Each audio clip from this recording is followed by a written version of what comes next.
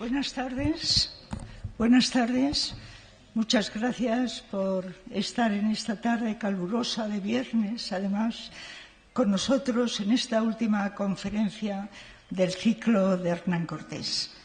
La va a dar el profesor don Miguel Luque Talabán, que es profesor del Departamento de Historia de América y Medieval y Ciencias Historiográficas en la Universidad Complutense de Madrid, en la Facultad de Geografía e Historia, y decano de la Facultad de Geografía e Historia. Es un investigador con un gran perfil internacional y nacional, que a lo largo de su carrera pues ha tenido varias ayudas importantes de investigación para proyectos concretos que le han permitido realizar estancias en México, en Perú, en Gran Bretaña, en Estados Unidos, en Portugal y Filipinas. Conoce bien, por tanto, los territorios de la gran monarquía hispánica que estamos tratando.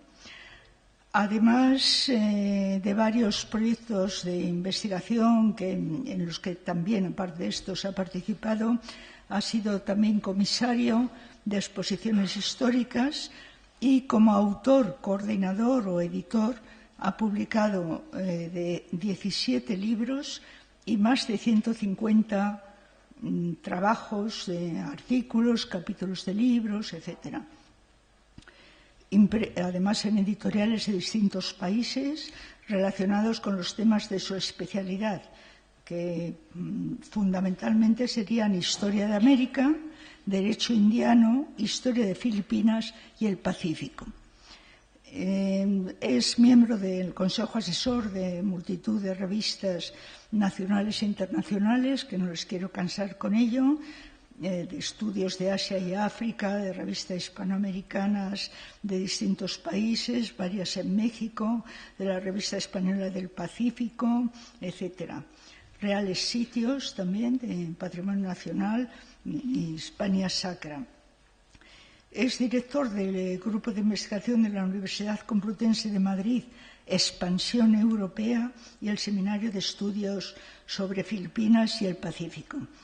Académico correspondiente de la Academia Mexicana de Heráldica y Genealogía en México, miembro también de la Sociedad Peruana de Historia de Perú, socio de la Asociación Geográfica de Lima, Perú, también en Portugal, etcétera, etcétera. Sus galardones y sus premios son bastantes. No quiero cansarles a ustedes con esta somera presentación para pasar enseguida a escucharle. Ya en las jornadas anteriores hemos hablado, a partir de la primera conferencia de don Enrique Krause, que está colgada en nuestra página web desde el principio. Hemos hablado de esta monarquía hispánica inclusiva, de esta monarquía policéntrica, que uno de sus centros principalísimos era México, como vimos desde el primer día, y también hemos visto parte de la biografía de Hernán Cortés, fundamentalmente con Lucena Giraldo, cuando nos explicó esa marcha a México a los 19 años y, en fin, una serie de características que encajaban a Hernán Cortés en ese grupo que llaman algunos historiadores gentes de brújula y espada, es decir, gentes que han pasado por Salamanca, aunque quizá no han terminado los estudios porque el carácter aventurero de aquella época, fue el caso de Hernán Cortés, que nos contaron, pues le llevó a irse a los tercios. Eso es muy corriente, la mayoría de los descubridores, o en gran número de los descubridores y conquistadores, y desde luego pionero de la globalización, de esa gran, después del descubrimiento de la circunnavegación, de esa gran organización que hemos llamado la monarquía hispánica y cuya característica es la diversidad y el mestizaje al mismo tiempo, que están todos relacionados con todos. Hemos visto las los importantes intercambios también anteayer entre Europa y América, en medicina, en botánica, en fin, en expediciones, en todo. Y hoy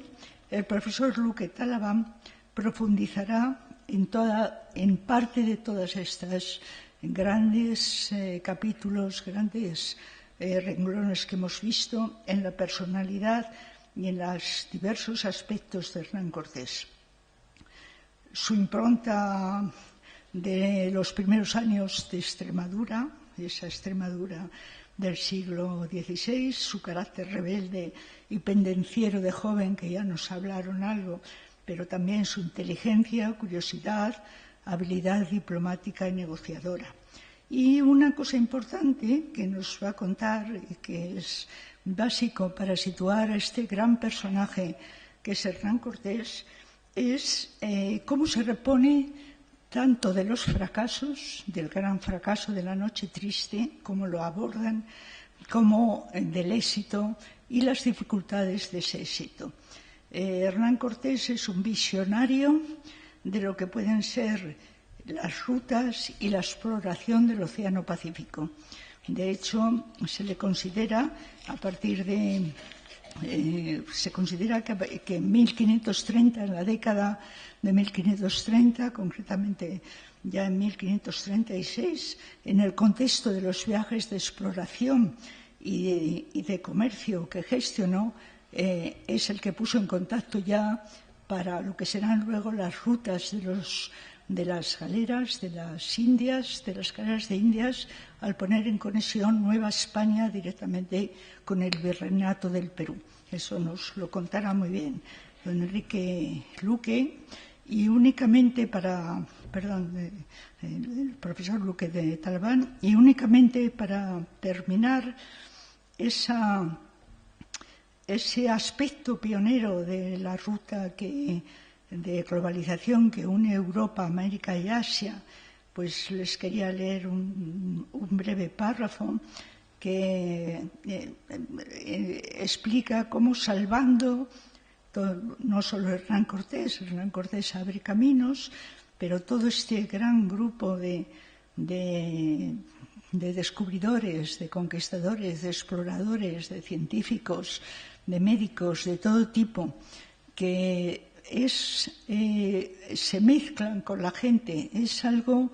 con los indígenas, es algo muy diferente, vuelvo a insistir, de la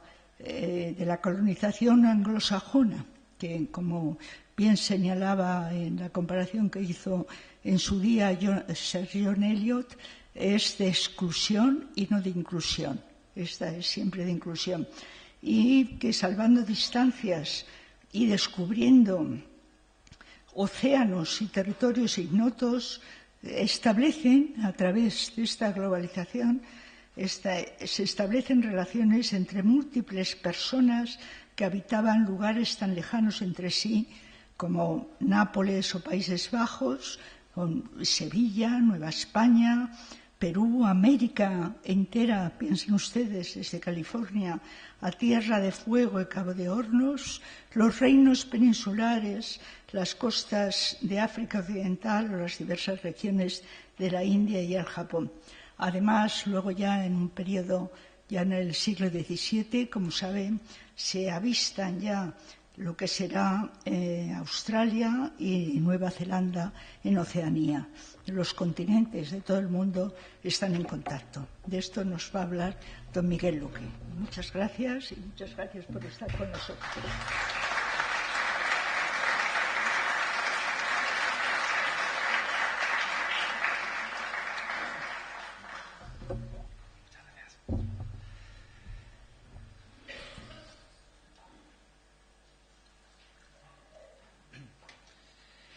Excelentísima directora de la Real Academia de la Historia, excelentísimas y excelentísimos señores y señoras académicos, señoras y señores, muy buenas tardes. En primer lugar, deseo agradecer a la Real Academia de la Historia, representada en su directora, la profesora Carmen Iglesias, la invitación a estar hoy presente en esta prestigiosa tribuna, un inmerecido honor del que espero poderme hacer acreedor esta tarde con mi intervención. Bajo el título Hernán Cortés ante sus encrucijadas, pretendemos analizar cuestiones tales como el éxito, la decisión, el fracaso y la trascendencia en torno a la figura de uno de los personajes históricos más conocidos de la historia moderna de España, como fue Hernán Cortés o como es Hernán Cortés. A lo largo de mi carrera como americanista he coincidido en no pocas ocasiones de mis pesquisas y por varios de los temas que he ido trabajando con Hernán Cortés, el hombre y el personaje. Siguiendo a veces sin buscarlo, su rastro, he estado en su Medellín natal, en la Salamanca en donde tal vez pudo recibir las nociones legales que tanto servicio le llegarían a prestar, y en la Sevilla, donde embarcó y desembarcó en varias ocasiones a lo largo de su vida, donde incluso llegó a instalar su residencia al final de sus días y donde reposan los restos de su mujer y de una de sus hijas. He podido pisar la arena de la playa veracruzana donde arribó en 1519 y localizar incluso las ruinas del primer cabildo secular fundado en tierra firme, en la futura Nueva España, y por tanto en el continente americano. Estuve en Coahuitlán y en Zempoala, lugares donde fueron testigos de las habilidades diplomáticas de Hernán Cortés. He visto las ruinas de su casa en la original Villarrica y las supuestas cadenas de sus famosas naves atadas a una ceiba muy famosa. Igual que también la otra ceiba famosa de su vida, la ceiba de la Noche Triste, situada en las proximidades de la actual Ciudad de México.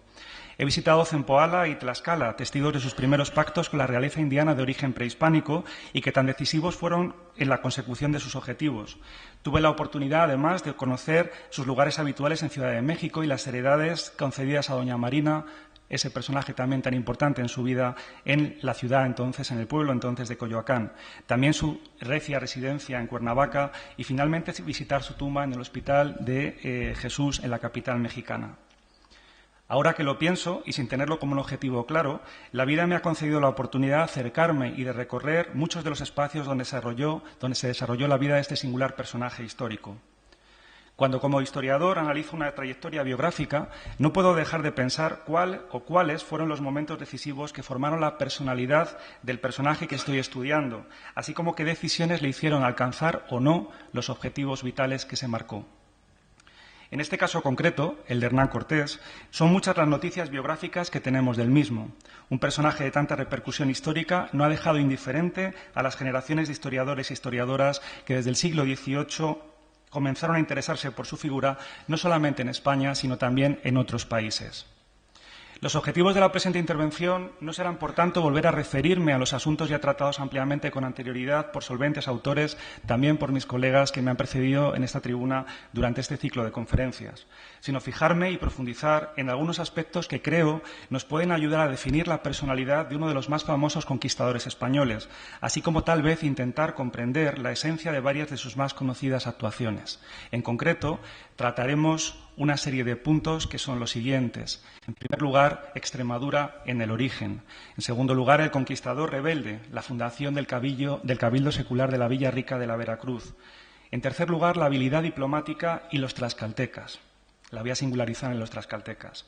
En cuarto lugar, unos meses decisivos, los que me gusta llamar como meses decisivos, que son los que pasan en la Ciudad de México, Tenochtitlan, previos a la Noche Triste. Y después, en quinto lugar, la Noche Triste o cómo reponerse de una derrota. Para pasar después a su papel de visionario en la futura exploración del Océano Pacífico, además muy a colación, puesto que estamos conmemorando el inicio del 5º centenario de la primera circunnavegación al globo de Magallanes Elcano. Y después, un punto casi final ya en nuestra intervención que se recreará en tratar de ver cómo gestionó el éxito y cómo le fue tan difícil a veces gestionar ese éxito, las envidias que despertó y cómo, como otros muchos conquistadores, nunca se sintió suficientemente pagado. La amplitud del tema me obligará simplemente a dar algunas pinceladas de cada una de ellas, que espero que las suficientes para poder despertar su interés. Como decía, no pretendo ahora trazar la biografía de Hernán Cortés, empeño que excedería los límites que nos hemos impuesto a esta conferencia y que, como decía, ya han sido tratados ampliamente por mis compañeros de ciclo. Pero sí queremos recordar simplemente algunas de las fechas importantes en su vida para tratar de fijar cronológicamente aquellos aspectos que vamos a tratar, como decía hace un momento, en la conferencia. Recordemos que nace en la ciudad de Medellín en 1485, miembro de una familia perteneciente a la nobleza no titulada de Extremadura y muy vinculado con diferentes familias importantes, no solamente de Medellín, sino también de otros puntos destacados de la actual provincia de Badajoz y también de Cáceres, puesto que era pariente no tan lejano del futuro conquistador del Tahuantinsuyo, Francisco Pizarro, del llamado Imperio Inca. Llegó a la isla española en 1504, isla que abandonó temporalmente también para regresar a la península, para después ya lanzarse definitivamente a lo que sería una verdadera aventura americana. Hernán Cortés tuvo, como en toda su vida, una vida también muy intensa en lo afectivo. Casó 2 veces y tuvo hasta 11 hijos documentados de esas 2 relaciones, más otras 4 relaciones, en total 6 relaciones diferentes.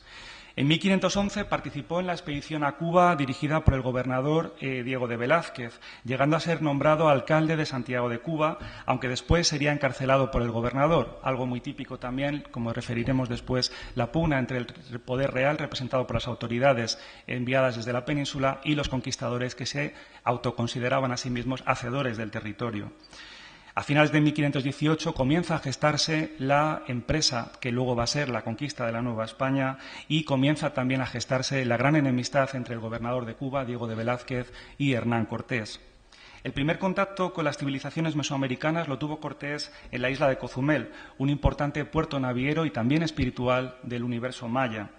Y la entrada en el futuro territorio novohispano comenzó el 25 de mayo de 1519, cuando pone pie en tierra en esa playa que aún se conserva y que es verdaderamente mágica. Si ustedes tienen ocasión alguna vez de ir al estado de Veracruz, en México, no dejen de visitar el lugar original donde las naves de Cortés llegaron y donde se fundó el primer cabildo en tierras continentales americanas. A partir de este momento, y fijadas esas simples datos cronológicos para contextualizar lo que vamos a hacer, consideraremos o comenzaremos a considerar aquellos sucesos vitales o acontecimientos vitales que creemos marcaron al personaje. Extremadura en el origen, decíamos hace un momento. Son universalmente admitidas las relaciones históricas existentes entre Extremadura y América. El protagonismo de los extremeños presenta, sin duda, una gran envergadura en el proceso de descubrimiento, conquista y colonización, ya que su emigración al Nuevo Mundo comenzó de inmediato. Hernán Cortés, decíamos, fue natural de la ciudad de Medellín, perteneciendo a ese linaje hidalgo y bien relacionado con las familias, con la red nobiliaria extremeña de ese momento. De los 15.000 extremeños que se calculan pasaron a Indias en el siglo XVI, han sido identificados algo más de 6.000 con su nombre y filiación completa, recogiendo además esos datos de las fuentes diversas que tenemos a nuestra disposición. Como ya señala el profesor Mariano Cuesta Domingo en un documentado estudio sobre las relaciones de América y Extremadura o de Extremadura y América, al verificar los lugares de nacimiento de los colonos emigrados a ultramar, se percibe de inmediato, como pueden ver en la diapositiva, que prácticamente no hubo población extremeña, por pequeña que fuera, que no aportase al menos un individuo al proceso de descubrimiento, conquista y colonización del espacio americano, teniendo como puerto de salida el puerto de Sevilla, ese puerto que otras veces hemos denominado Puerto de Sevilla, Puerta de América. A pesar de lo cual, no podemos olvidar que la conquista y colonización de los reinos de las Indias, como ya señala hace muchos años, a principios del siglo XX, yo considero muy acertadamente el gran historiador Francisco de Icaza, no fue obra de una única región. Siempre también tendemos a pensar que solamente una región, en este caso Extremadura, podría haber sido la que colonizó una gran parte del territorio americano. No olvidemos que muchos otros territorios de la antigua Corona de Castilla también colonizaron o también aportaron o dieron su aportación a este proceso que es mucho más amplio que el de la conquista, que es el de conquista, colonización y previamente el descubrimiento. Visto estas bases de operaciones, este lugar de origen que daría para mucho y que de hecho ha dado para mucho, pasaríamos a ver el conquistador, la figura del conquistador rebelde, la fundación del Cabildo Secular de la villa de Veracruz. Fue en el año 1519 cuando Hernán Cortés fue elegido capitán de la tercera expedición a tierra firme, la cual además contribuyó a financiar. La corona no ponía habitualmente dinero en este tipo de expediciones, sino solamente el permiso para poder efectuarlas. La financiación generalmente era siempre particular, por no decir en casi todos los casos. Su enemistad con el gobernador de Cuba, Diego Velázquez, provocó la cancelación del viaje a última hora, una orden que Cortés ignoró. Como muchos otros conquistadores de la época, Cortés tenía muy presente la necesidad de seguir la legalidad hispana para poder validar sus actos y no caer en el delito de traición a sus superiores inmediatos ni en el delito de traición, por supuesto, al rey y a la corona. En la pantalla vamos a tener proyectado durante esta parte de la intervención la ruta de Cortés, la ruta que le lleva desde la costa, desde las tierras cubanas, hasta las costas yucatecas, en la Tierra Maya, para después llegar a la zona del Golfo de Veracruz y adentrarse a partir de la original Villarrica de Veracruz, que ustedes tienen aquí, la actual está aquí, en San Juan de Ulúa, hacia la Ciudad de México, Tenochtitlan. Será el panorama geográfico, el contexto geográfico en el que se desarrolla esa entrada de Cortés en el territorio futuro novohispano mexicano. Una vez en tierra, desde luego, los conocimientos legales, posiblemente adquiridos en la Universidad de Salamanca o con un escribano de la ciudad de Valladolid, es una de las páginas, digamos, difusas de la biografía de Hernán Cortés y, de hecho, se ha escrito mucho sobre esta cuestión. Pero realmente tampoco hacía falta tener una formación universitaria o profesional en leyes, porque lo jurídico estaba muy presente en muchas capas de la sociedad de la Castilla de ese momento y, por tanto, no era extraño que un personaje como él tuviera nociones legales, al menos rudimentarias, como para poder actuar como actuó. Y ese conocimiento legal, ese conocimiento de la legalidad le permitieron, y si me permiten la expresión, dar un golpe de mano al gobernador de Cuba, Diego de Velázquez. Una vez en tierra, procedió a fundar una población, la Villarrica de la Veracruz, que señalábamos hace un momento, a la que inmediatamente dotó de un cabildo secular compuesto como cabildantes por hombres de su propia hueste y, por tanto, de hombres de su confianza, los cuales, reunidos en sesión constitutiva de ese cabildo, terminaron por designar a Cortés como capitán responsable de la conquista de los nuevos territorios que se abrían ante ellos y como su justicia mayor. Quedaba así cubierta una apariencia de legalidad, al menos insistimos en ellos en la forma, porque ello no impidió la dura reacción del gobernador Velázquez y de que éste vertiese duras acusaciones sobre Cortés, de las que acabó de salir ileso, no sin trabajar para conseguirlo. Vemos aquí la habilidad de Hernán Cortés para controlar en todo momento, por lo menos en una gran parte de su vida, la situación y saber qué tiene que hacer en cada momento para conseguir lo que él quiere. Esto es un ejemplo perfecto que además siempre ponemos como valga la redundancia, como ejemplo del conocimiento que muchos conquistadores tuvieron de la legalidad para hacer este tipo de actuaciones. No es legal su conquista porque está incumpliendo las órdenes de aquel que tiene la facultad para conquistar el territorio, pero aprovecha la ley española, la ley castellana de ese momento, para conseguir que el propio cabildo que ha fundado le nombre a él y le autorice para emprender esa conquista. Realmente es algo digno de estudio de manera monográfica, ¿no? Como ha sido de hecho hecho por muchos historiadores antes de ahora, ¿no? El éxito de su empresa, que evidentemente conocemos porque sabemos el final de esta historia, los primeros regalos enviados al César Carlos a partir de 1519 y las famosas cartas de relación contribuyeron decididamente a hacer posible que Cortés consiguiese eludir las críticas y el ataque de un personaje tan importante en la primera etapa de la colonización española como fue Diego de Velázquez, el todopoderoso por entonces gobernador de Cuba. En esa conseguir el éxito y el conseguir, sobre todo, que el favor real, desde luego los presentes enviados al César Carlos en 1519 tuvieron también un papel importante, no hay que olvidarlo. Esos presentes fueron exhibidos sucesivamente en las ciudades de Sevilla, de Valladolid y en Bruselas, donde en ese momento residía la corte y donde estaba además el César en esos momentos. Fueron esos objetos, además, el germen de la futura importante colección americanista de los reyes de España, aunque esa ya es otra historia. La habilidad diplomática y los tlaxcaltecas. Realmente hemos visto que Cortés es muy hábil porque ha conseguido entrar en el territorio con una apariencia de legalidad y ha podido comenzar su entrada en ese territorio con intenciones no solamente de conquistarlo, sino también de hacerse con una parte de ese territorio para ofrecerlo a la corona, obviamente, pero también él para obtener sus beneficios. Pero evidentemente una hueste tan pequeña, ya también se ha referido en el ciclo y también lo sabemos todos, fue una hueste bastante pequeña en comparación con todo lo que era la Confederación Mexica, exigió de Hernán Cortés una habilidad negociadora muy importante. Y si algo vemos en la labor de Cortés, como en la de otros muchos conquistadores coetáneos a él y posteriores, fue precisamente que sin habilidad diplomática no hubieran conseguido lo que consiguieron. Esa habilidad negociadora de Hernán Cortés se dejó sentir desde sus primeros pasos en el continente americano. Su primer pacto lo signó con Xicomecoatl, cacique de Zempoala, y en su camino hacia la gran capital de los mexicas fue repitiendo esta acción. Justamente, Cuautitlán y Zempoala fueron las dos primeras poblaciones nativas que visitó ya en territorio de la tierra firme y con los que, con sus respectivos señores, firmó una serie de pactos que le permitieron continuar hacia adelante. La máxima de Hernán Cortés podíamos resumirla en nunca dejar ningún enemigo a la espalda por lo que pueda pasar. Sería básicamente la posibilidad, y si ese enemigo potencial se convierte en amigo y en aliado, pues muchísimo mejor, ¿no? Y eso es la máxima que guió toda la acción de Hernán Cortés hasta llegar a su meta definitiva, que fue la Ciudad de México, Tenochtitlan, por lo menos la primera meta. Una de esas primeras acuerdos, continuando después de Cuautitlán y de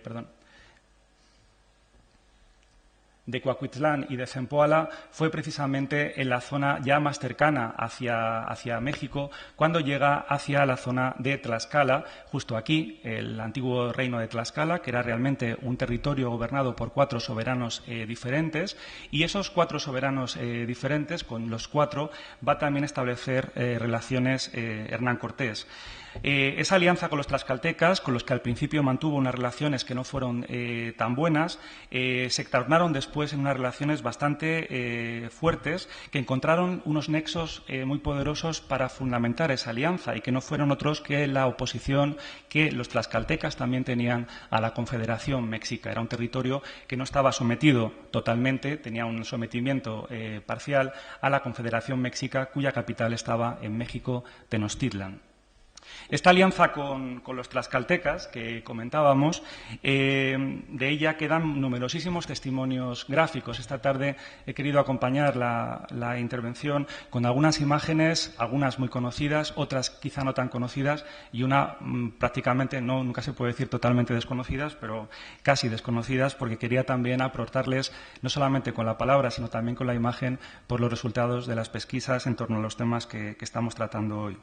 De esta alianza con los tlaxcaltecas, ya digo, quedan numerosísimos testimonios gráficos y, sobre todo, destaca la iconografía de las armerías concedidas a los soberanos y a la nobleza indiana de origen prehispánico, en este caso tlaxcalteca, y que hemos tenido ocasión de estudiar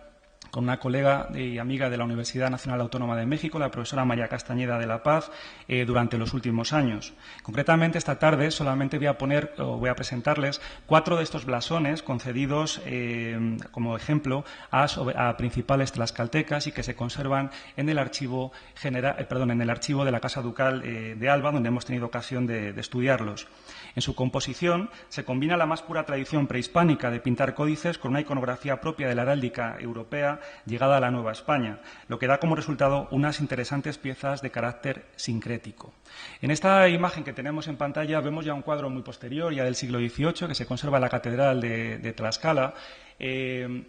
justo en el baptisterio, donde se representa una escena historicista, una escena que recrearía ese bautizo de los soberanos tlaxcaltecas con los que pacta Hernán Cortés, siendo apadrinados por el propio Hernán Cortés. Un cuadro completamente cargado de intenciones por parte de los tlaxcaltecas, que lo colocan en un lugar de honor de la catedral con una intención, insisto, que ahora vamos a desgranar. Pero estos escudos de armas, que tienen una riqueza histórico-artística, por esa riqueza histórico-artística, son también además importantes porque es una muestra tangible de la preocupación que tuvo la nobleza indígena por obtener en un momento de cambio, no lo olvidemos, aquellos privilegios que la equipararían a la nobleza española. Todo ello sin olvidar que dichas mercedes le servirían para continuar mostrándose a sus antiguos gobernados y ante las autoridades hispanas como los grandes señores que habían sido. En la búsqueda de esa doble proyección vamos a ver ahora cómo, junto a los símbolos de la España más noble, se incorporaron elementos de la antigua pictografía prehispánica, elementos estos últimos que figuraban siempre a petición de los propios interesados, puesto que de su diseño partió de ellos mismos, limitándose las autoridades hispanas a reconocer, una vez estudiada la petición y en ocasiones con algunas modificaciones, a conceder el diseño solicitado. Estos 4 escudos que tenemos ahora en pantalla, simplemente 4 de los muchos que hemos estudiado procedentes de esa colección y de otros archivos también españoles y estadounidenses y americanos, fueron concedidos todos ellos, estos 4 concretamente, por el rey don Felipe II el 16 de agosto de 1563, como respuesta a una petición que una comisión de tlaxcaltecas que había venido a España el año anterior le formuló. En ella iban los representantes de los antiguos 4 reinos de Tlaxcala o cabeceras de Tlaxcala, como también se las menciona en los documentos, junto a algunos enviados más. Unas mercedes de armas que se otorgaron a 4 caciques ya, 4 antiguos soberanos del territorio tlaxcalteca, o a sus hijos o incluso a alguno de sus nietos, y los tienen allí: don Juan de la Cerda, don Juan de Lara, don Francisco de Mendoza y don Antonio de la Cadena, cada uno de ellos antiguo descendiente o el mismo soberano o descendiente de los soberanos de uno de esos 4 reinos o parcialidades o cabeceras de la antigua Tlaxcala. La tónica general de estos escudos es precisamente la concesión para premiar 2 méritos que se consideraban fundamentales a ojos de la autoridad española. En primer lugar, la aceptación de la conquista, la aceptación de la soberanía del rey de España y de sus sucesores para siempre jamás, como se decía también en los documentos. Y en segundo lugar, la que se consideraba una parte fundamental también de esa alianza, que era la conversión a la fe católica llevada por los conquistadores. Por lo tanto, esa doble cuestión, la fidelidad a la corona y la fidelidad a la nueva fe llevada por los españoles, hace que la corona sea proclive a conceder este tipo de mercedes que no llevaban ninguna otra implicación nada más que la honorífica. Junto a ellas, evidentemente, había peticiones de exención de impuestos, de cargos y de otras mercedes que sí tenían un componente práctico, vamos a decirlo así, en la sociedad novohispana e incluso peninsular del siglo XVI, primera mitad del siglo XVII. Estos escudos, por tanto, son un canto a esa doble circunstancia de fidelidad a la corona y de fidelidad a la fe católica, pero porque están proyectando un mensaje hacia el público originario de la península o educado en los códigos visuales europeos de la heráldica europea, y les está diciendo que esos personajes tienen una consideración especial por parte del monarca, pero, como decía, también tienen componentes de la iconografía prehispánica que aparecen profusamente en los escudos, combinados con los españoles, y que realmente lo que nos están diciendo es que a estos escudos, cuando eran vistos por parte de la población indígena, que eran antiguos vasallos de estos señores, ahora reconocidos también como nobles por los reyes de España, les estaba diciendo o les estaba transmitiendo un mensaje que podríamos resumir en la siguiente frase: no os confundáis, ha cambiado el orden, pero nosotros seguimos siendo quien hemos sido siempre. Por lo tanto, tenéis que seguir reconociéndonos como vuestros señores. Es decir, es un código que verdaderamente tiene una doble dirección y que es una muestra maravillosa, a mí siempre me gusta referirlos así, de ese mestizaje que caracterizó el proceso de descubrimiento, conquista y colonización del espacio americano. Podríamos estar hablando mucho de los escudos, pero tampoco ese es el objetivo. En esta heráldica, como digo, por tanto, encontramos esos elementos que hablan de esa alianza. Los tlaxcaltecas, a partir de ese momento, harían gala de esa alianza con Cortés, no solamente en el siglo XVI, sino en el XVII e incluso en el tardío siglo XVIII. Y muchas de las peticiones de los tlaxcaltecas van a estar basadas precisamente en el apoyo que dieron decididamente a la corona española para no solamente la conquista de México Tenochtitlan, sino porque los tlaxcaltecas se convirtieron en el brazo armado indígena de los españoles, de los castellanos, en el proceso de conquista y colonización del espacio novohispano en general, yendo con Cortés a la expedición de las Ibueras, actual Honduras, yendo al norte del virreinato y yendo a otros muchos lugares como las Californias, etcétera, con conquistadores posteriores. En el caso tlaxcalteca en México, de alianza con los españoles, solamente es equiparable con el caso de los pampangos en las Filipinas, también españolas, desde finales del siglo XVI. Son 2 casos muy paradigmáticos de la alianza estrecha entre los 2 poderes. Evidentemente, Hernán Cortés, sin su habilidad diplomática, sin haber conseguido un pacto con los tlaxcaltecas, no hubiera conseguido lo que consiguió en ese momento. No podemos hacer ucronías, somos historiadores, pero evidentemente no es difícil suponer que la secuencia de hechos hubiera sido muy distinta, al menos en este momento. Evidentemente, en años posteriores posiblemente se hubiera producido la conquista de otra forma o con otro formato, pero en este caso concreto el papel de los tlaxcaltecas fue fundamental. Esto es algo que solamente hemos empezado a descubrir desde las últimas décadas, 2 décadas quizá, el papel decidido de los indígenas americanos, en este caso novohispanos, en el proceso de conquista del territorio mexica. Estas peticiones del pueblo tlaxcalteca como premio a sus servicios a la corona, como digo, no se quedaron solo en lo honorífico, y los famosos lienzos de Tlaxcala, aquí tenemos 2 de las imágenes de los lienzos de Tlaxcala, son un magnífico ejemplo de esas solicitudes de carácter económico, fundamentalmente, como decía, de exención de impuestos al monarca hispano, y donde vemos perfectamente a Hernán Cortés combinado con los tlaxcaltecas luchando contra otros personajes que estaban vinculados a la Confederación Mexica y los vencidos en una serie de códigos, que ahora no vamos a entrar en ellos, pero que aparecen también representados en estos lienzos hechos por mano indígena, siguiendo códigos visuales españoles, porque el destinatario de estos documentos no es el mundo indígena. El destinatario son las autoridades españolas, novohispanas y peninsulares, que tienen que conceder esas mercedes y que tienen que entender muy bien lo que están viendo, porque si no, no van a conceder lo pedido, ¿no? Ahí está la clave de lo que estamos viendo, entre otras muchas cosas. Cuando ya consigue la alianza de los tlaxcaltecas, cuando esa hueste de cortesiana se amplía con la presencia de esa poderosa alianza con los tlaxcaltecas y también con otras poblaciones con las que se va aliando Hernán Cortés, luego referiremos, desde luego el siguiente paso en esta historia, por ponerla de una manera cronológica, sería la llegada a México-Tenochtitlan y lo que a mí me gusta llamar los meses decisivos de Hernán Cortés en la ciudad de México-Tenochtitlan.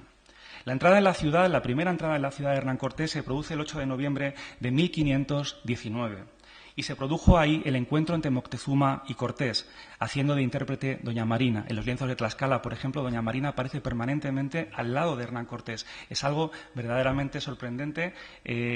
cómo debió de impactar la figura de doña Marina en la población tlaxcalteca, en la élite tlaxcalteca, porque la colocan siempre al lado de Cortés, incluso en las escenas de batalla, donde evidentemente doña Marina no estaría al lado de Cortés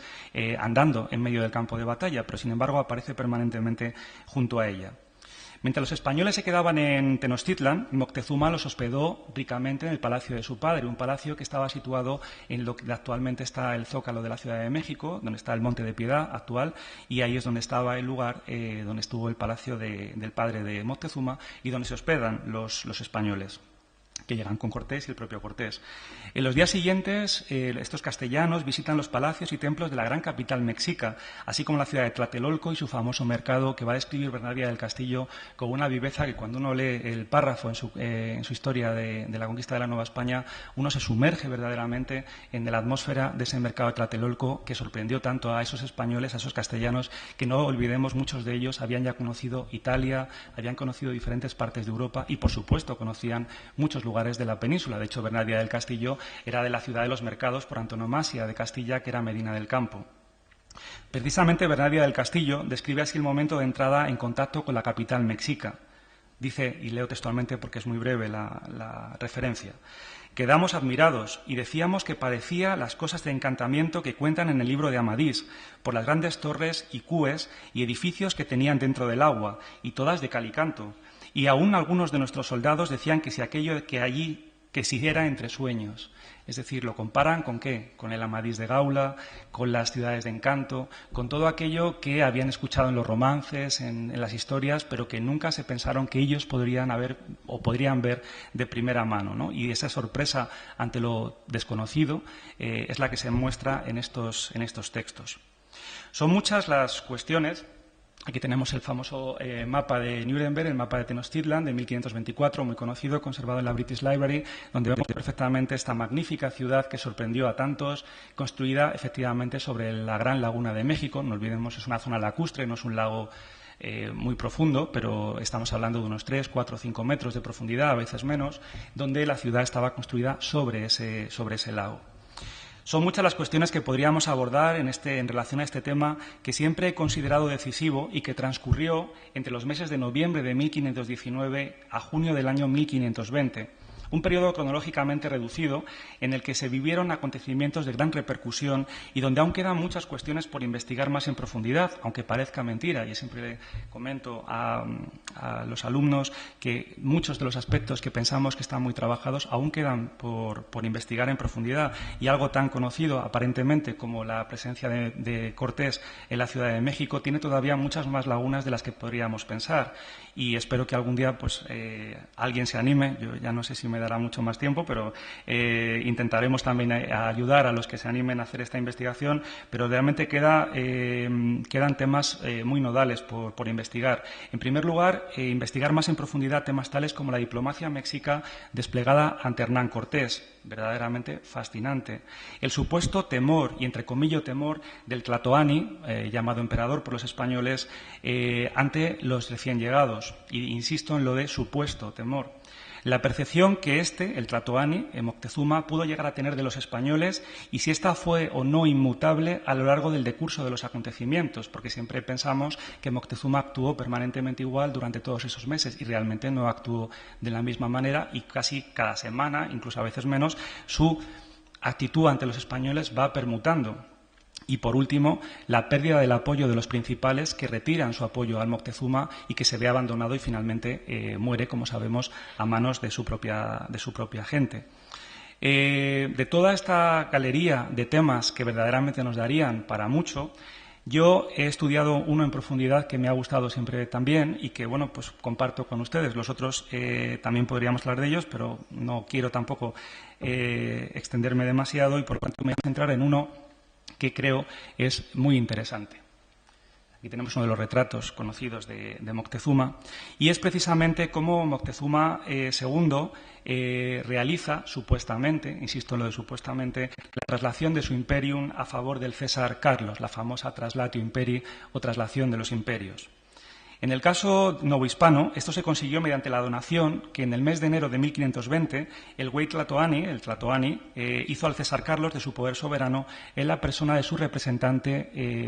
en el territorio, que era en este caso Hernán Cortés. Una traslación de imperium que, documentada por varios miembros de la hueste cortesiana, ha sido muy discutida. Lord Hugh Thomas recoge en un interesante apéndice de su libro El Imperio Español, de Corona Magallanes, la nómina y declaraciones realizadas por algunos de esos testigos que presenciaron esa supuesta cesión, en concreto Alonso de Navarrete, Francisco de Flores, Joan López de Ximena, Alonso de la Serna, Juan Jaramillo, Juan de Cáceres, que dice además que no estuvo presente en la cesión, pero que oyó referirlo, esto era algo a veces habitual. Dichas declaraciones fueron hechas con motivo de la residencia tomada a Cortés y que se conservan del Archivo General de Indias en Sevilla. A la pregunta 98 del cuestionario de residencia, referida entre otros temas a si el soberano mexica había estado, y cito textualmente, determinado a ser vasallo e súbdito de aquel gran rey y señor, y le dar e traspasar todo su estado de señorío, y al dicho don Hernando Cortés en su nombre. Los arriba citados respondieron que, en efecto, dicha transmisión se había producido. Unas informaciones que se completan con el relato que de estos hechos hicieron el propio Cortés, Bernal Díaz del Castillo o Juan Cano de Saavedra en sus respectivas crónicas de la conquista de la Nueva España. Sir John Eliot apunta, creemos que muy acertadamente, que esta cesión voluntaria, lo entrecomillamos, realizada en dos fases, una antes y otra después de ser hecho cautivo por los españoles, respectivamente, no fue más que una interpretación equivocada e interesada de las normas diplomáticas náhuatl de cortesía. Por eso insistía antes que uno de los temas fundamentales de investigación que están por hacer es la diplomacia náhuatl desplegada ante Hernán Cortés desde el momento en que llega a las costas de Zempoala, Veracruz, hasta que llega a la Ciudad de México ante la presencia del rey. Cesión que, sin embargo, fue convenientemente difundida tanto en el mundo hispano como incluso en el británico. La noción de la importancia de este y de otros hechos relacionados con la conquista de la Nueva España hicieron que Pedro de Mesía afirmase en su Historia Imperial y Cesárea, publicada en 1561, que la historia de Roma era la historia de un imperio que, por su longevidad, tamaño y poder, había sido el más grande de todos los existentes, ya que había comenzado aproximadamente hacia 2300 años, decía Mesía, y aún permanecía vivo, encargado en la monarquía hispánica. Comparación que también establecía Alonso de Zorita al igualar las figuras de Julio César y del César Carlos en su breve y sumaria relación de los señores y maneras y diferencias que había de ellos en la Nueva España. De este modo, y en virtud del derecho de gentes, el señorío natural del soberano mexica y de los demás caciques de la otrora ya confederación pasaban legalmente a manos de la corona española. Se producía así el traspaso del Ius Imperium, que también puede ser denominado, como decía antes, Traslatio Imperii, por vía de la donación. Eso pudo hacer afirmar a la majestad de Felipe II, en Real Cédula del 1 de noviembre de 1591, y cito textualmente, que por haber yo sucedido enteramente en el señorío que tuvieron en las Indias los señores de ellas, solamente nos y a nuestros sucesores deben los indios vasallaje como a soberano, señor y rey de aquellos territorios o estados. Según la ley novena del título primero de la partida segunda de las 7 partidas alfonsinas, que era un código vigente en esa época todavía y con proyección, por supuesto, en América, para que ese pacto fuese válido, era necesario que no hubiera pariente que debiera heredar el de jure el señorío del soberano finado, circunstancia que no se producía en el caso mexicano, puesto que sí había posibles herederos. Es por ello que, con el fin de reforzar la donación de Moctezuma, diferentes miembros de la otrora familia soberana comenzaron a vender sus derechos soberanos a la corona española hasta las fechas tan tardías como principios del siglo XVII. Compensándoles la corona con una serie de pensiones que se denominan las pensiones de Moctezuma y que se siguieron pagando hasta la década de 1930 en México, porque esa deuda quedó heredada por la ya República Mexicana en el siglo XIX, cuando se produce la independencia. Por tanto, parece que estamos hablando de algo muy lejano que realmente en tiempo histórico es muy cercano. Es interesante recordar aquí el reflejo que esta traslación, como digo, tuvo no solamente en los cronistas de la época, sino también en el arte pictórico novohispano, tema sobre el que también queda mucho por estudiar, del mismo que pueden rememorarse aquellas series pictóricas americanas que representan sobre un mismo lienzo la sucesión de los soberanos prehispánicos seguidos de los soberanos hispánicos sin solución de continuidad. El arte hispano recreó muchísimo ese encuentro entre Cortés y Moctezuma, evidentemente desde los códigos visuales del mundo hispano, no del mundo indígena, y siempre presentando esa donación supuestamente voluntaria, esa cesión de los derechos soberanos al gran Cortés, representante del César Carlos, y como se ve en este magnífico biombo de Juan Correa, conservado en la colección del Banco Nacional de México y que es de finales aproximadamente del siglo XVII. También el arte castellano, el arte peninsular, se recreó en esta historia. Este es un cuadro menos conocido, pero también muy interesante, que es la alegoría del Nuevo Mundo, Cristo entregando el mundo al emperador romano Carlos V y al Papa, un cuadro de 1721. Podríamos hacer genealogías de estas iconografías prácticamente desde el principio hasta casi finales del siglo XVIII, que también es un ejercicio muy interesante, pero simplemente a modo de muestra, que decía al principio, para que tengan también ese acompañamiento iconográfico como documentos, que son también las piezas que estamos viendo. Esta sucesión de soberanos prehispánicos seguidos de sus sucesores hispánicos lo vemos muy bien en la serie de los Incas. Está, por ejemplo, muy famosa, conservada en el Museo Pedro de Osma de Lima, que después está continuada por el César Carlos, Felipe II, Felipe III y así sucesivamente hasta Luis I, que es el último, junto con Fernando VI, que se representan como sucesores, gráficamente hablando, de estos soberanos prehispánicos, tanto del Perú como de México. Y, por supuesto, no podemos olvidarlo, porque lo tenemos muy cerca de donde nos encontramos en este momento, como en la fachada principal del Palacio Real de Madrid, junto al resto de estatuas de los reyes de España, de los diferentes reinos que compusieron y que dieron origen después al reino de España, aparecen en la fachada principal, nada más y nada menos, la colocación evidentemente no es casual, las estatuas de Moctezuma y de Atahualpa, junto con el resto de soberanos como digo, de los diferentes reinos peninsulares y, por supuesto, también de los fundadores de este palacio, ya la dinastía borbónica, indicando que los habitantes de ese palacio, los depositarios del poder soberano de esta gran monarquía hispánica, eran soberanos precisamente por ser herederos de todos los que les habían precedido, representados en estas estatuas, incluyendo a Moctezuma y Atahualpa, los dos últimos soberanos de estos dos territorios conquistados por Cortés y por Pizarro, respectivamente. Por no hablar también de la presencia dramatizada de monarcas prehispánicos en las fiestas reales indianas y la cesión simbólica de su poder a los monarcas hispánicos. No olvidemos que todos estos cuadros o estas obras tenían un circuito de público muy restringido, aquel que tenía acceso solamente a estos espacios. ¿Cómo llegaba este mensaje político realmente al resto de la población? Pues a través de las fiestas. Los mitotes o danzas de Moctezuma en México siempre incluían una danza donde aparecía el antiguo emperador, el Tlatoani, representado con una gran dignidad, pero con un atuendo absolutamente extemporáneo para la época y para el contexto cultural al que él perteneció, y que se mantienen con muchas variaciones todavía en nuestros días. Por eso también sería otra cuestión. Ay, perdón. Perdón. Dentro de todo este episodio, La Noche Triste supone un momento de inflexión verdaderamente dramático. No vamos a entrar en el análisis de los sucesos que llevan a Hernán Cortés o que lleva la hueste de Hernán Cortés a esta Noche Triste. Simplemente recordarlo, porque ya lo han tratado también los compañeros en los días anteriores, que cuando Hernán Cortés tiene que abandonar la Ciudad de México para hacer frente a la llegada de Pánfilo de Narváez, enviado por su enemigo, ya enemigo, Diego de Velázquez, que viene a pedirle cuentas por las acciones emprendidas, la hueste de Cortés queda al mando de Pedro de Alvarado en la Ciudad de México. Una serie de problemas, de entendimientos complicados, por eso insistía tanto en la importancia de entender los códigos y diplomáticos de unos y otros para entender cómo se produce ese desencuentro, llevan a que los españoles sean bastante diezmados y tengan que abandonar la Ciudad de México, huyendo de esa Ciudad de México en lo que se ha denominado historiográficamente y está consagrado como tal como la Noche Triste. Una noche triste descrita con verdadera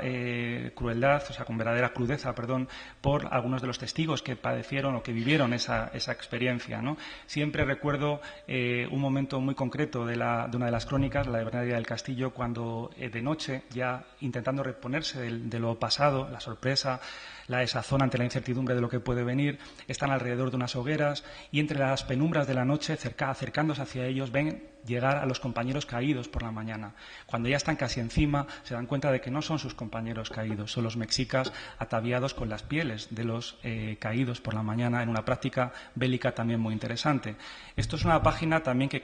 está ya más trabajada, que es las técnicas de guerra prehispánicas que los españoles también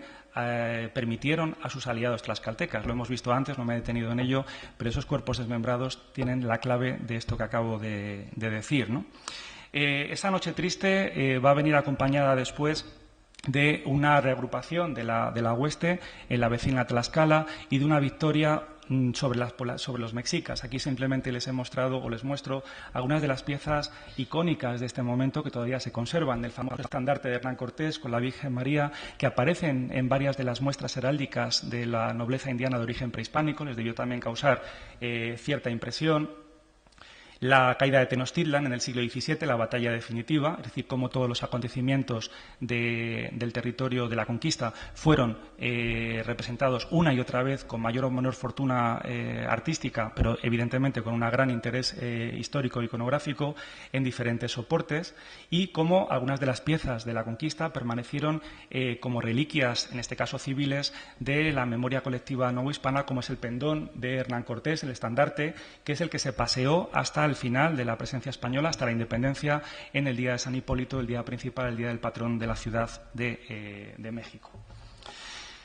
Señalábamos también que la importancia de la alianza y en este proceso bélico, en esta salida de la Noche Triste, en la reagrupación en la zona de Tlaxcala, en la conquista final de la Ciudad de México, Tenochtitlan, Cortés contó con la ayuda de población indígena, concretamente de los tlaxcaltecas y de los tlacopanecas, que fueron juntos los que más ayudaron a Hernán Cortés y luego, evidentemente, la corona les recompensó. Así puede afirmarse que la conquista de Tenochtitlan fue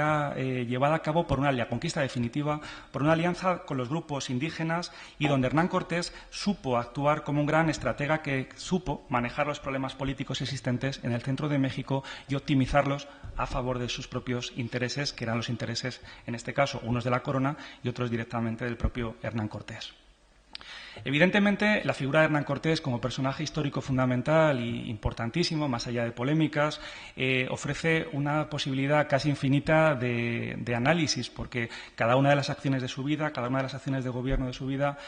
cada una de las decisiones que tomó, nos podrían dar para horas de conversación y de estudio. Pero una de ellas es precisamente su visión, su condición de visionario, vamos a decirlo así, en algunos aspectos importantes que van a marcar la política del virreinato de la Nueva España en las décadas sucesivas, incluso me atrevería a decir en los siglos sucesivos. Y sin duda alguna, una de ellas es precisamente la de su papel de visionario en la futura exploración del Océano Pacífico. Este océano Pacífico, aquí vemos representado en una de las láminas del famoso Atlas de Ortelius, del Teatro Orbis Terrarum, con la nao Victoria surcando las aguas por primera vez de ese océano Pacífico, una imagen que es muy conocida, pues realmente lo que nos remite es a una situación que no es otra que el descubrimiento del océano Pacífico para los ojos europeos se produce por un lado de los portugueses primero y después de los propios castellanos. En 1511, un portugués, Francisco Serrao, avista desde las costas del sudeste asiático, desde la zona más o menos de las Molucas, el arranque de una gran masa de agua que con el tiempo conoceremos como Océano Pacífico. 2 años después, en 1513, en este caso un castellano, Vasco Núñez de Balboa, avista las costas de la Mar del Sur desde tierra firme, desde la zona de Panamá, y desde ese momento queda planteado un gran problema geográfico. Siempre me gusta pensar los retos geográficos como problemas en el sentido de retos. Hemos avistado desde los dos extremos una gran masa de agua. Ahora, ¿cómo entramos en esta masa de agua o cómo interconectamos esas dos masas de aguas? Desde luego, el papel de Hernán Cortés en esta historia es muy importante y por eso quería señalarlo como visionario de esta futura exploración en el Océano Pacífico. Ese impulso decisorio para el arranque de esa exploración hispana del Océano Pacífico parte del César Carlos, que se hace eco de la tercera carta de relación de Hernán Cortés de 15 de mayo de 1522. En concreto, el conquistador decía en esta carta de relación, y cito textualmente: «He comenzado a hacer cerca de la costa del Pacífico, navíos y bergantines». Unas palabras interesantes que no cayeron en el vacío y que el monarca supo apreciar. Una real cédula dada a Cortés en la ciudad de Granada el 20 de junio de 1526. Fijémonos en la secuencia. Insisto en las fechas, no por pasión de historiador, que evidentemente las fechas también tienen su importancia, sino para que entendamos cuántas cosas pasan en muy poco margen de tiempo que hacen exitosa la empresa de Hernán Cortés. Dice esta real cédula dada en Granada, emitida por el César Carlos, donde exigía a Cortés actuar ya en la Mar del Sur, con una armada, dice el documento, de 5 naos a nuestras islas de Maluca y otras partes donde hay especiería que cae dentro de los límites de nuestra demarcación para les encontrar. 1526 ya se ha producido el viaje de Magallanes Elcano, ya ha comenzado la disputa con Portugal por la posesión de las Molucas y estamos en un momento de impasse de la soberanía de portugueses y castellanos sobre esa parte del mundo nueva para ellos, no tan nueva, pero digamos nueva en sus intereses internacionales. Esa expedición tenía 2 objetivos, filantrópicos o misericordioso, podríamos decir el primero, que era la de localizar las naves y a los posibles supervivientes de una expedición anterior, y la segunda, tomar posiciones frente a los portugueses e intentar hacerse con el control del comercio y de la especiería. Evidentemente, el inicio de estas expediciones marcan el gran problema geográfico del siglo XVI, que va a ser precisamente, y no va a ser otro, que esta secuencia de expediciones hasta principios del siglo XVII que van a tratar de llegar al Oriente desde el Occidente, pero que no van a poder regresar. El gran problema geográfico va a ser que se puede ir desde la península hasta el sudeste asiático, se puede ir desde América hasta el sudeste asiático, pero no se puede llegar desde las Filipinas, por ejemplo, hacia América hasta que una expedición, la expedición de Legazpi Urdaneta, consigue descubrir en 1565 la ruta del tornaviaje. Desde 1521 hasta 1565 ese gran reto no se soluciona y toda la corona va a tratar denodadamente de conseguir este logro partiendo desde bases peninsulares, partiendo desde bases novohispanas fundamentalmente. Y aquí Hernán Cortés evidentemente tuvo un papel fundamental. Él fue el que envió a su primo Saavedra a la primera expedición importante también de intentar entrar en ese territorio del Pacífico. A Cortés debemos también una página muy importante de la expansión en el Pacífico y también hacia el noroeste del territorio continental americano, el papel de las Californias o de California, tan brillantemente estudiado en un libro clásico del profesor Miguel León Portilla, que es El Hernán Cortés y la Mar del Sur, donde se analiza precisamente toda esta cuestión. Evidentemente, el descubrimiento del tornaviaje por Fray Andrés de Urdaneta en 1565 pone fin a este gran problema e inicia una página importantísima en la historia de la navegación y de las rutas comerciales. La carrera de Indias, que comenzaba en Sevilla, continuaba en La Habana, Veracruz, Portobelo, transitaba después por el interior del territorio novohispano hasta Acapulco y a partir de ahí comenzaba su recorrido hasta Manila y viceversa. La carrera del Pacífico es parte indisoluble de la carrera del Atlántico y viceversa. Y todo esto comenzó a principios del siglo XVI, no solamente con el viaje de circunnavegación de Magallanes y Elcano, sino también con la activa visión de futuro, diríamos hoy, de Hernán Cortés. Vamos hacia el final ya de una historia, no al final de su vida, pero sí al final de su historia, que yo he dividido hablando, en primer lugar, de esa difícil gestión del éxito. Es difícil gestionar el fracaso, él supo hacerlo, pero es muy difícil también gestionar el éxito y no sucumbir a ese éxito. En Hernán Cortés se conjugan hechos y reconocimientos como en muy pocos casos se dieron en el proceso de descubrimiento, conquista y colonización del espacio americano, en el que la corona no siempre concedió a los particulares los reconocimientos de los que se consideraron acreedores. Tras tantas andanzas y no pocos pesares, llegó para Cortés el anhelado éxito. Fue así reconocido y recompensado por el César con la concesión de un escudo de armas para él y sus descendientes en 1525. Pero esa secuencia de honores se culmina en un momento clave, el 20 de julio de 1529, cuando le fue otorgado el marquesado del Valle de Oaxaca, obteniendo también cargos como el de capitán general de la Nueva España, así como una importante cesión de territorios sobre la base de su marquesado, el conocido siempre en los documentos como marquesado, que es uno de los únicos 3 señoríos jurisdiccionales que existieron en el territorio de la monarquía hispánica en América, donde la corona jamás quiso tener señoríos jurisdiccionales, pero toda norma siempre tiene una excepción. En el caso americano tiene 3 y el marquesado del Valle de Oaxaca es una de esas excepciones muy interesantes porque siguió existiendo hasta principios del siglo XIX. No obtuvo, sin embargo, el cargo de virrey, y aquí encontramos la dificultad de gestionar ese fracaso, o cómo gestionar ese fracaso. El virreinato de la Nueva España fue establecido oficialmente el 8 de marzo de 1535, siendo designado no Hernán Cortés, como él aspiraba y deseaba, y se consideraba plenamente acreedor, y muchos también lo consideraban en ese momento, sino un personaje muy importante también de una familia muy destacada de la nobleza castellana, Antonio de Mendoza y Pacheco. Como señalara literariamente Salvador de Madariaga en su conocido libro sobre Hernán Cortés, ya era Cortés el marqués del Valle, pero era un sol poniente. Ya, hasta el fin de su vida, nunca tuvo ventura en cosa que pusiese la mano, sino todo se le tornaba espinas. No fue tanto, pero literariamente nos define muy bien esta parte final de la vida de Hernán Cortés. 3 fueron los intereses que coadyuvaron el proceso de conquista y asimilación de los reinos de las Indias. Por un lado encontramos los intereses de la corona y los de la Iglesia, y por otro, generalmente opuestos a los 2 anteriores, los intereses particulares representados por descubridores, conquistadores y colonizadores.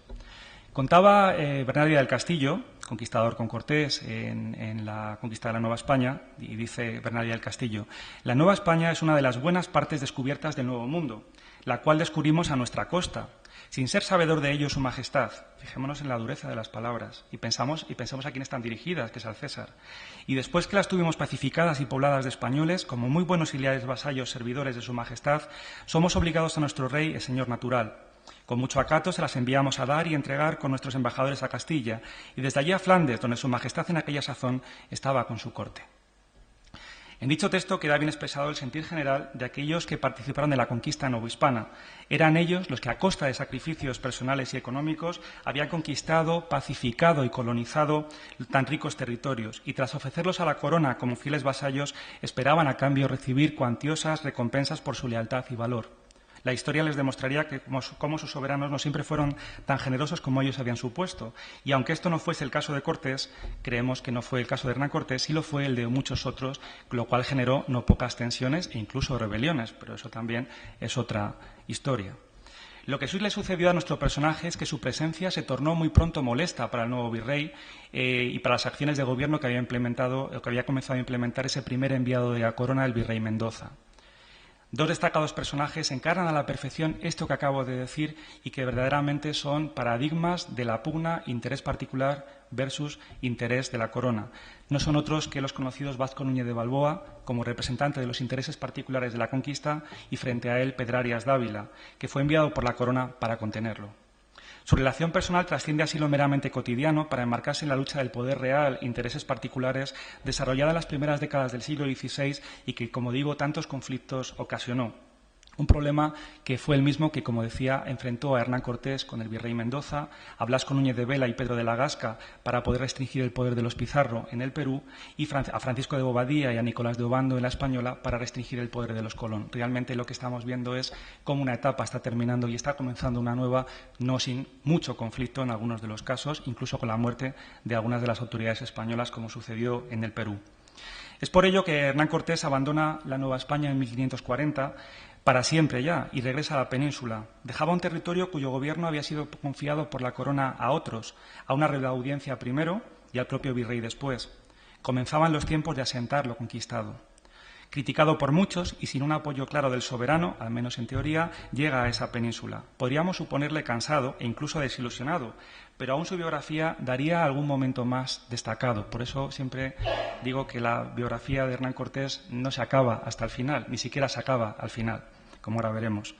Uno de ellos fue cuando en 1541 toma parte con el César en la expedición naval contra Barbarroja,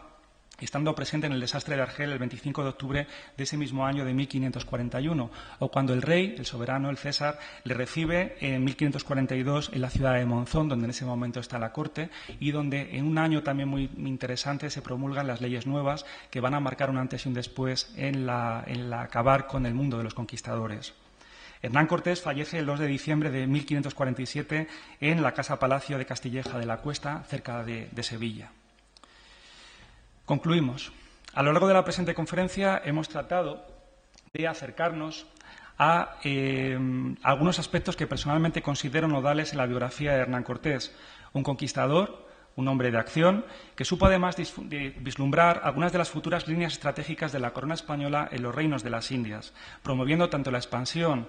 desde el centro novohispano a otras regiones, en el caso de las Ibueras en Honduras, como sentando las bases de la futura proyección hispana, decíamos, en el Océano Pacífico.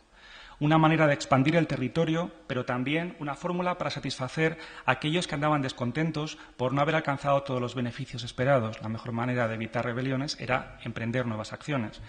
La plataforma antillana quedaba completada después de su empresa novohispana con la plataforma mexicana como foco irradiador de nuevos proyectos de descubrimiento, conquista y colonización. Su posterior alejamiento de México le impidió ver cumplidos sus deseos de conquista y exploración.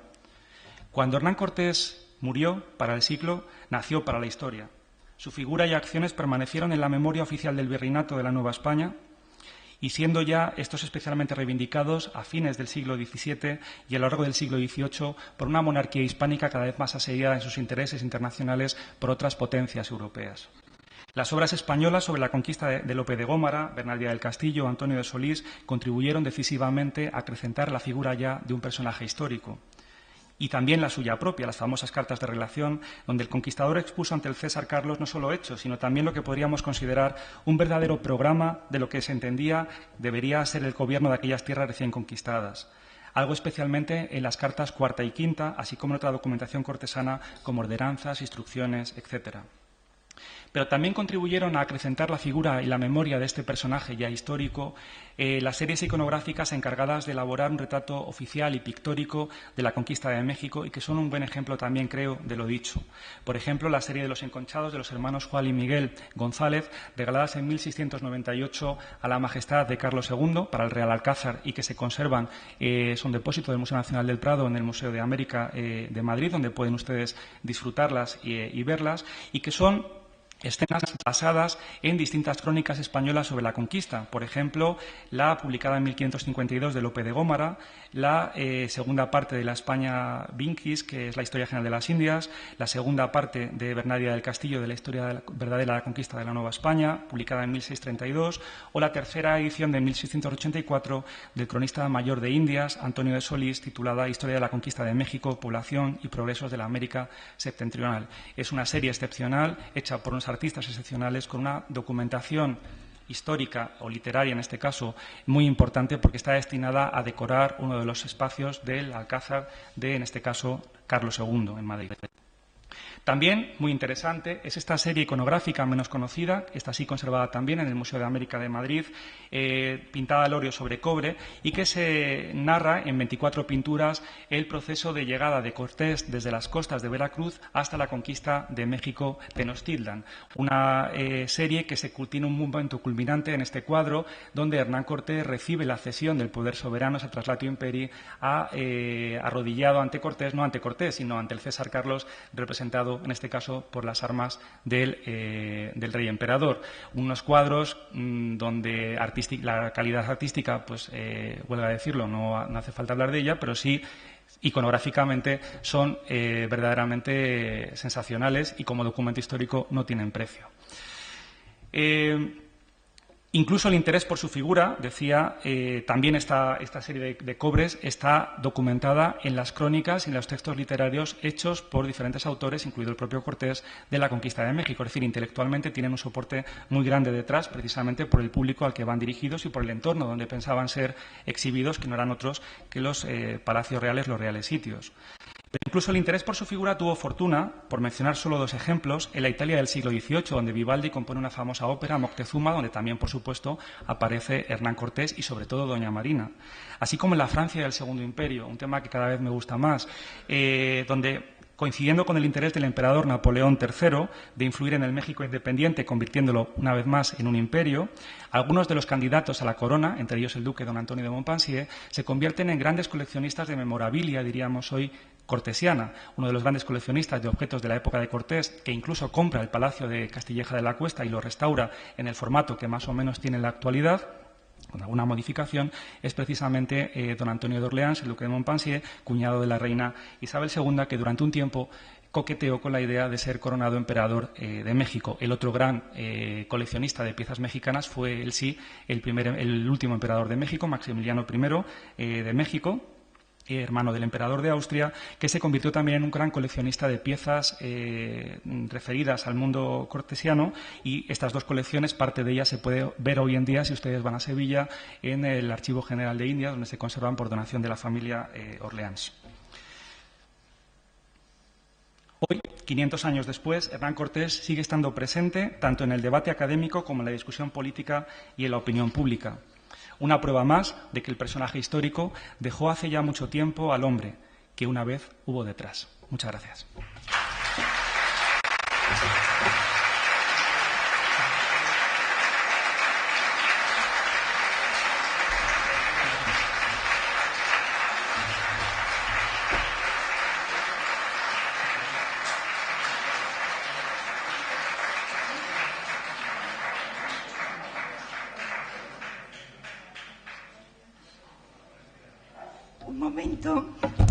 Un momento, solamente darles las gracias una vez más en este final de este magnífico, creo, ciclo de conferencias y de conferenciantes. Siempre asombra, perdonen un ligero comentario, siempre asombra la lealtad a la corona y ese sentido de la legalidad que nos ha contado también el profesor Luque en ese mare magnum que era la monarquía hispánica. Bueno, solamente desearles muy buen verano y anunciarles en nuestra página web, podrán ver cómo iniciamos en octubre también nuevos ciclos de conferencias. El primero será sobre el valor de la historia, que creemos que es absolutamente necesario para marcar la diferencia con las falsedades y mentiras y las diferencias con esa llamada memoria histórica. Habrá otro ciclo inmediatamente sobre La Habana y Veracruz, precisamente porque se cumplen los 500 años de su fundación y será también prioritario. Y otro importante sobre la circunnavegación,